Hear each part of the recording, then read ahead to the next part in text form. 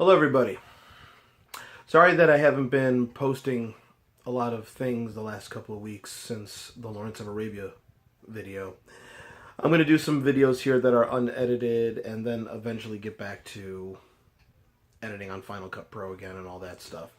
But I need to get some content up. You know, as I said before, life happens, and I'm glad you guys understand. The guys who stuck with me for a long time. And I know that a lot of you don't mind if I'm just talking directly to you from my camera phone in my media room, or my man cave as my wife likes to call it. So, appreciate that.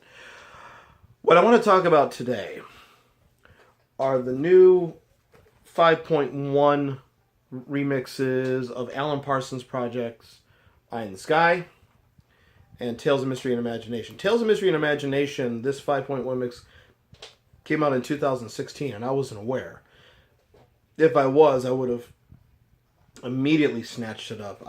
This was a shot to me, roaming around on Amazon, and whoa, I immediately had to get it.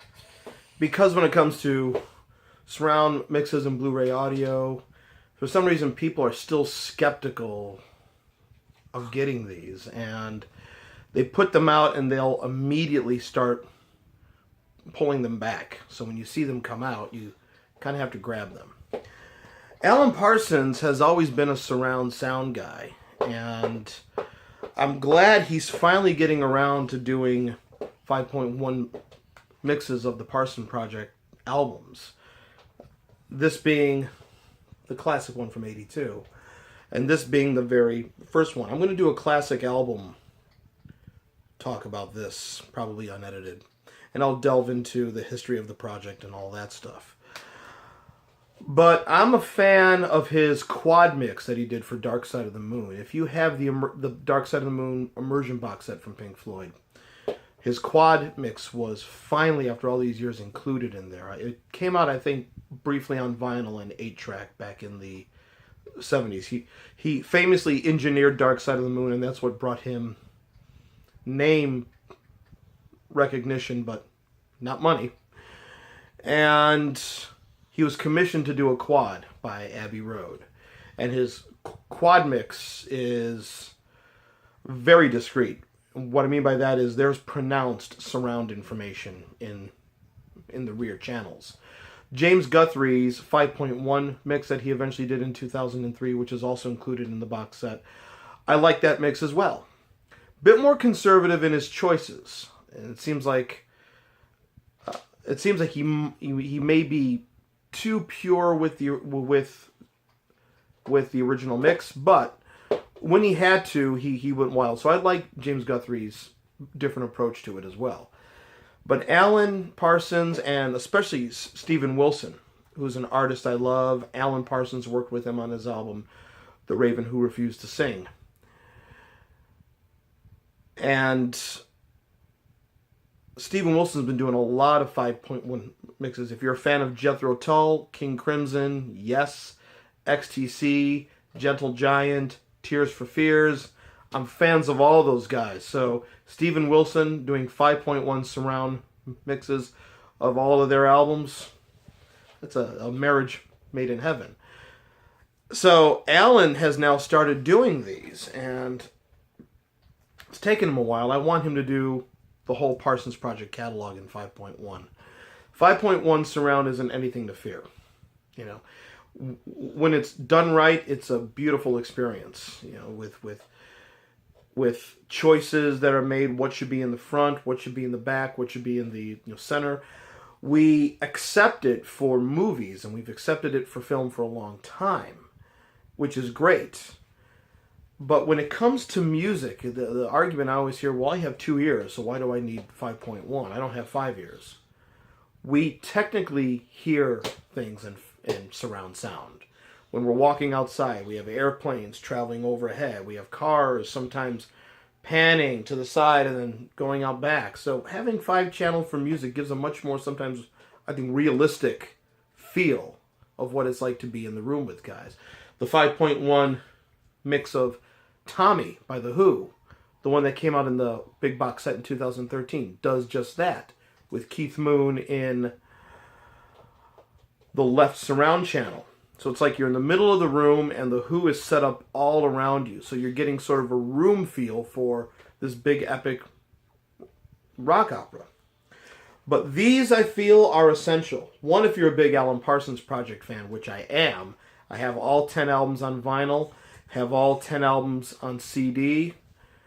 I upgraded eventually over the years when he released the expanded edition, so I upgraded to the expanded editions that were digitally remastered, and the deluxe editions of I, Robot and Turn of a Friendly Card. Big Parsons Project fan. Nice, great pop song, a combination of pop and progressive sounds, headphone candy, but always a good song in there. What was surprising about this mix is that I feel he was a bit conservative on this one, which is fine, considering this is the first Parsons Project album, and probably my favorite as well, because it's Edgar Allan Poe stories, songs based on Edgar Allan Poe poems, and it's very dark. Probably the darkest Project album there was. Eye in the Sky, a bit more poppy, big hit. The opening instrumental, also a big iconic hit. But he has the most fun with surround work on this one. I mean, I love the fact that it begins with the droning sound of Cyrus. And it comes right from the front speakers. And then that famous sequencer riff comes right from the rear channels. So you're right in the room and it's like, and that's kind of a choice I would have made too.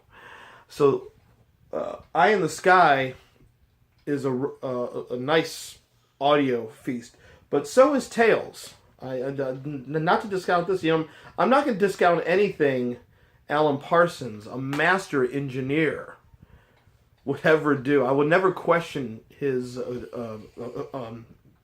choices in surround mixes or even stereo. So I would say highly recommended if you're an Alan Parsons Project fan or just a surround sound fanatic like I am. Very essential. And I'm glad he put these out. I want more. Alan, I'm friends with your former bass player. Get iRobot out. Get Pyramid out. Get Eve out. Turn of a Friendly Card. Stereotomy. Ammonia Avenue. Get them all out. Because I want them. And I think that if you're a fan of particular artists, they know that the fans want 5.1 mixes. So I think the Beatles, Floyd, The Who, everybody else, fans expect it, like myself. So, but these are definitely essential again. And I'm going to be back to talk about Tales of Mystery and Imagination for a classic album. And I'll delve into the history of the Alan Parsons Project, what it was originally supposed to be, the relationship between him and Eric Wolfson when they began. A lot of good stuff. I mean, I will say this. It wasn't supposed to be the name of an act. This one was supposed to be a one-off album. And be various artists produced by Alan Parsons. But I'll delve into that. So, going on 9 minutes. If you can get your hands on these at any place, look them up. Get your hands on them. 5.1 surround mixes and high-def stereo mixes of Eye in the Sky and Tales of Mystery and Imagination by the Alan Parsons Project. And until we meet again on the classic album of Tales of Mystery and Imagination, talk to you soon.